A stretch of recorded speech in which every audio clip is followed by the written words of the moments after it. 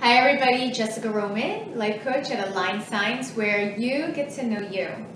So today I have a very exciting guest. Her name is Alison Bulman. She is a New York State licensed social worker and counselor.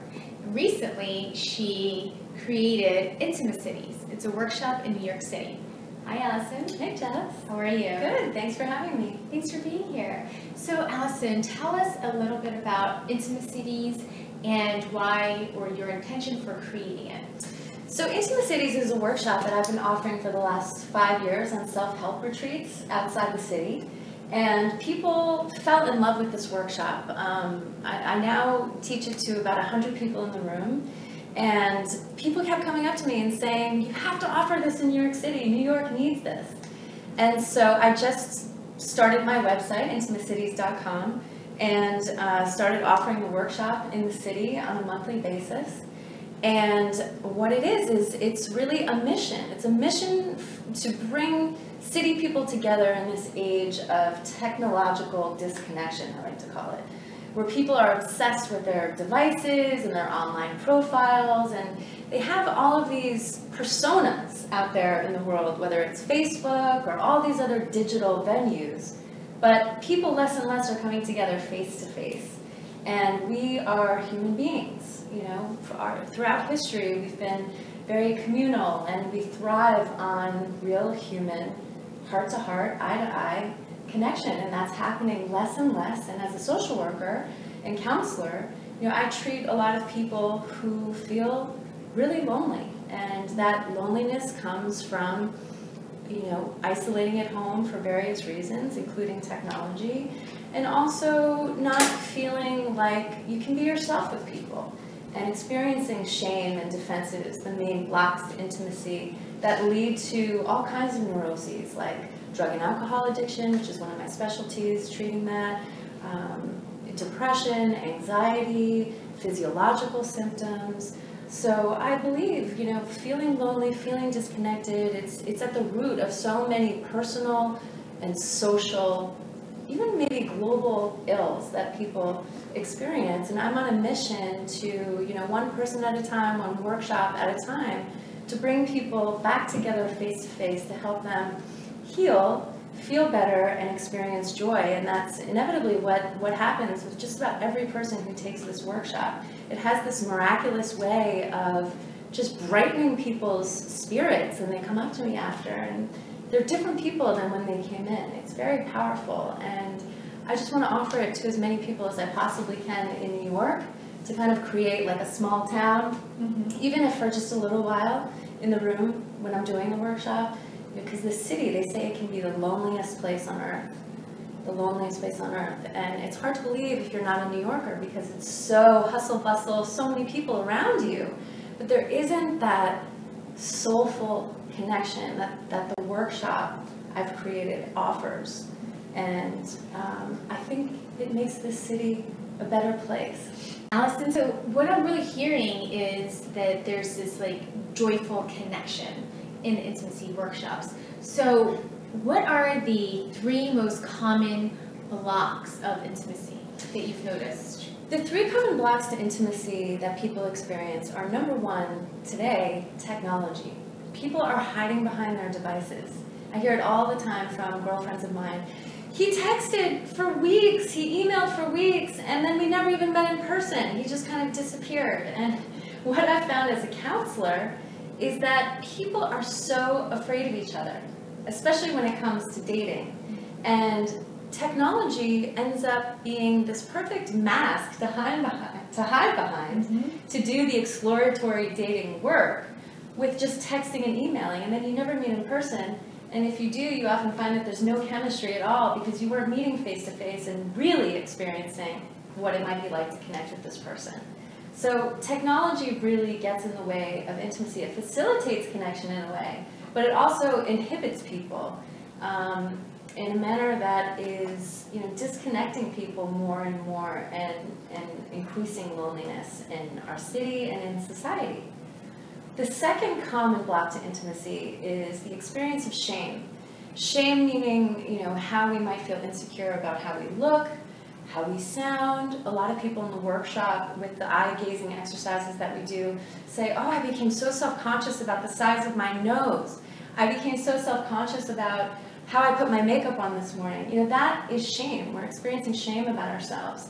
And that inhibits intimacy because shame leads to shutdown. It leads to pretending that we're something we're not. It leads to fear, which can make us run away. And so that inhibits connection with other people. The third common block to intimacy is defenses. Very common. Defenses can take the form of, overworking. So you're at work all the time. You avoid interpersonal connection with people. It can take the form of, with your body, keeping your arms crossed at a party. If you see someone like this, they're communicating some disconnect and being withdrawn. Another way is lack of eye contact. If I wasn't looking you in the eye right now, you might feel like I'm distracted or not present in this conversation, right? Mm-hmm. Some people have that as a defense. And in relationships, it's very common for people to not tell the truth when something hurts their feelings because they experience so much shame about sounding childish or oversensitive, and that if they do, they might be abandoned by their partner. This is very common with couples. And this inhibits intimacy because the true definition of intimacy is to know and be known. And if we are holding back these things that we are ashamed of and we're afraid are going to lead to abandonment, we don't become truly known. And it creates this hollow, unsettled feeling. You can even feel lonely in a relationship. Mm-hmm. So that is the third, maybe the most common block to intimacy, are the intimacy defenses that we're conscious of and sometimes we're not conscious of. But you learn about all of those blocks in the workshop. And then you actually learn tools to take back out into your life, into your workplace, your dating life, your relationships. You have these tools to feel more connected with people by looking in their eye and realizing how you might be communicating that you are unavailable or disconnected or shut down. Thank you, and thank you so much for saying that. And also, what was coming to my mind is that with these blocks that we have, with the shame, the defensiveness, and these blocks, why would somebody go or take an intimacy workshop? That's funny. I get that question a lot. Certain people who I like to call the intimacy phobes, they're like, they get this horrified look on their face when I tell them what I do. They're like, why would I ever want to go to an intimacy workshop where I'm not in control, I don't know what to expect, I might be humiliated, and that's the shame and defenses right there in broad daylight. They're activated with the resistance to going to something like that. So I find it very courageous, first of all, when people do show up. But what I've found is that the biggest intimacy phobes of all are often the ones who leave the workshop feeling like they're walking on air because they're exposed to something that they so rarely experience out in the world because they don't have access to that part of themselves that's more open. And I give them access to that in the workshop and show them how to do it step by step in a very safe, secure, supportive way so they don't run away screaming, totally freaked out by the experience. They're actually like, wow, like blown away by what they're capable of, what they see in other people, and most of all, the joy that they walk out the door having. People come up to me after this workshop and they're like, I'm just so happy. Like, I feel such joy. And that's why I do this, because there's few things more joyful than human connection, like true, deep, honest human connection. And I love offering a place where people get a taste of that, where they can learn how they can bring it out into their lives to not only improve their own lives, but the lives of the people that they're in relationship with, who they're willing to truly see and hear.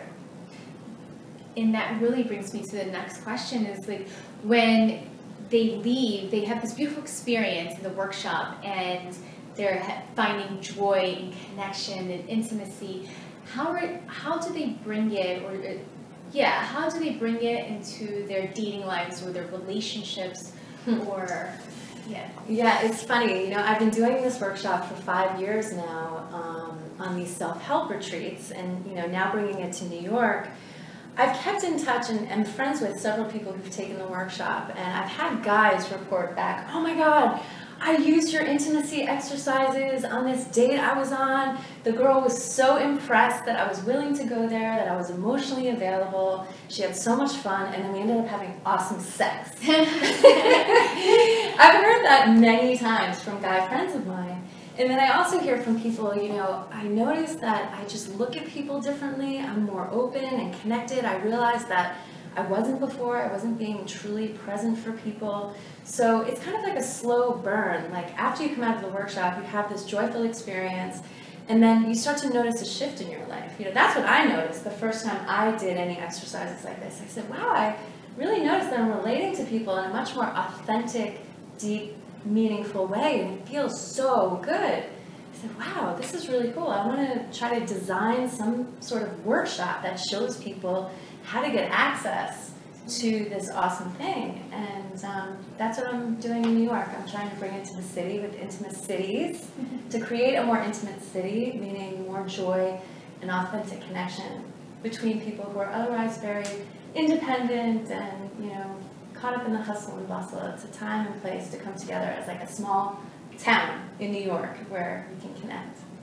Alison, thank you so much. It's been such a pleasure being here with you and really learning about Intimate Cities, your workshops, what you do, the experiences of, you know, the people who are in these workshops, and such a pleasure having you. Thank you so much. Thank you, Jess. So, again, Jessica Roman, life coach at Alliance Signs, where you get to know you, and the creator of Intimate Cities, Alison Bulman. Thank you. Thanks, Jess.